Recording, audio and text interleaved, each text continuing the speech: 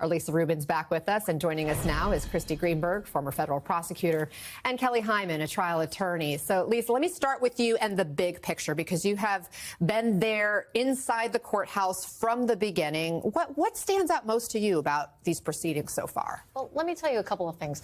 One thing that stands out to me was Todd Blanche had a really rough day yesterday arguing against violations of the gag order. And in particular, there was a moment where he was forced to concede that one of Trump's posts was, in fact, a lie. It was when Trump said, "Look what was just found," and he was referring to Stormy Daniels' statement in January of 2018. The court said to Mr. Blanche, "Is it true that this was just found?" And he said, "No, Your Honor. Everybody knows that this wasn't just found." That's, of course, not true. If you're in a position 6 days into the trial where you have to undermine the veracity of your client's statements in order to rescue them from criminal contempt, that's not a good place to be. The other thing that really stood out to me is David Pecker, because he has the sort of demeanor that he is believable, he's credible, he's affable. He even compliments Donald Trump frequently. And yet you have to remove yourself from the proceedings a little bit to see, oh my gosh, a lot of what he confessed to is totally bonkers. Right. You got a crash course in tabloid or checkbook journalism yesterday through him, but also an understanding of why did Pecker even put himself in this position? It's sort of like a variant of that 80s song, "I've got the brains, you've got the looks, let's make a lot of money." But in Pecker's case, it was like, I've got the press, you've got the scoops, let's make lots of money. Because through The Celebrity Apprentice in particular and The Apprentice, over the course of many years, Trump helped The Inquirer sell many issues. And at a time where sort of digital tabloid journalism was eroding The Inquirer's market share, that was all the more important. So Pecker was very eager to please Trump, to do things for him, so that when Trump and Cohen brought him to Trump Tower in 2015 and said, "What can you do for us?" That's why David Pecker was eager to please. It wasn't just that Trump was his friend. There was a transactional relationship between them that had benefited both men for decades before they got to that meeting. So, Christy, if you are the prosecution here, are you happy with David Pecker's testimony so far? Yes, he's done a number of things very well. One, like Lisa said, his demeanor in court, he's very happy to be there.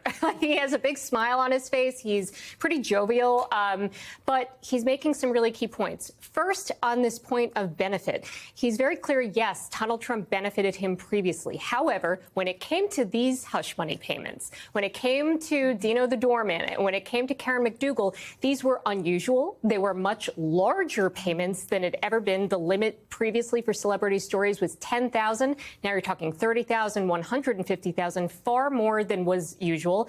And Pecker testified this didn't benefit the National Enquirer. It would have benefited us to publish these stories. To catch and kill them did not benefit the Enquirer. Who did it benefit? He testified it benefited the Trump campaign and Trump as well. But all you need from the prosecution standpoint is that there was a benefit to the campaign to meet that element of the offense. So that was critical testimony from David Pecker so far. And so Pecker said essentially that he had agreed to serve as the eyes and ears for Trump, again, publishing stories that would boost Trump while hurt his opponent in the 2016 election. We have a few of the headlines here.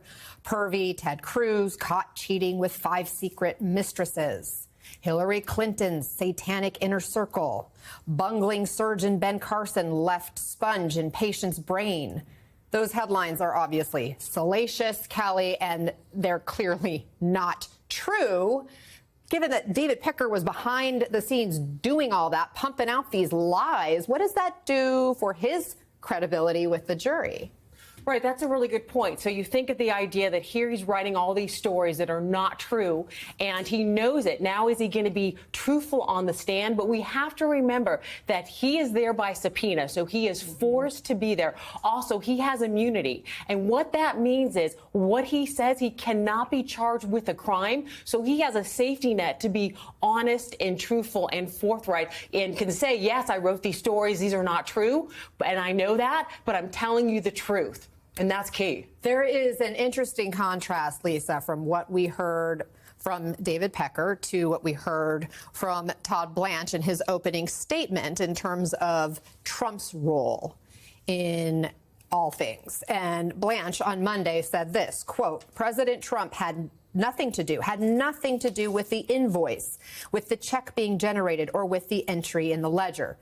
Talking about the business records that are allegedly falsified. Meantime, David Pecker yesterday said, quote, "I would describe Mr. Trump as very knowledgeable. I would describe him as very detail-oriented. I would describe him as almost as a micromanager from what I saw, that he looked at all of the aspects of whatever the issue was."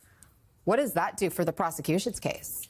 Well, first of all, one of the things that David Pecker testified to that I thought was really damaging to Donald Trump was talking about a meeting that he had attended with Trump at one point in Trump Tower, and walking into Trump's office and sitting there with him as Rona Graff, his then assistant, brought him a series of checks attached to invoices. As Trump is signing them, Pecker testifies he's simultaneously holding a conversation with Pecker, but also looking closely at the checks and signing them. So Pecker definitely undermined Blanche there. But I also, Anna, want to distinguish between what I'll call the precursor to the crime and the crime itself. Remember, what Trump has been charged with here is 34 felony counts of falsification of business records. The conspiracy to throw the election is what makes that a felony. But the crime itself is the falsification of the business records. David Pecker's knowledge primarily pertains to that antecedent, the conspiracy. He wasn't around for the second part of the scheme. We're going to have to rely on other witnesses, other evidence, and largely Michael Cohen and business records to get to the evidence that proves that second part of the criminal activity that is necessary here. Yes, the conspiracy is necessary to make it a felony, but first you got to find that Trump actually intended to and knew that he was participating in falsification of business records.